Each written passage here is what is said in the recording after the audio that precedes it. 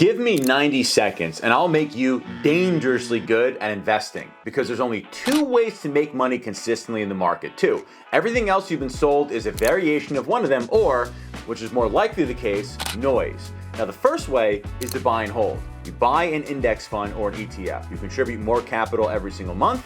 You automatically reinvest the dividends, and then you do the hardest part, which is you don't touch it.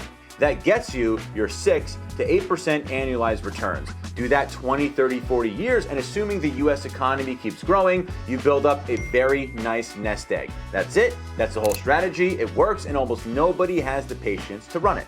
But a nest egg is money you can't spend. So if you're like me, someone who wants cash flow today, tomorrow, and hopefully the day after that, here's the second way. You sell short-term insurance. Think about it like this. Imagine you could sell car insurance, but instead of the policy lasting the length of the lease or the decade somebody owns the car, imagine the policy expires the moment they park in the garage tonight. Every night, the risk ends. Every night, you keep the premium, and tomorrow, you get to sell it again.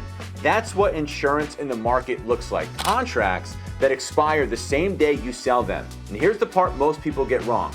You don't keep most of the premium. On average, you give back 90 cents on the dollar due to claims. But that is fine. That's actually a good news, and that is the business. The reason you sell a lot of them is so that what's left over after time adds up to a meaningful number.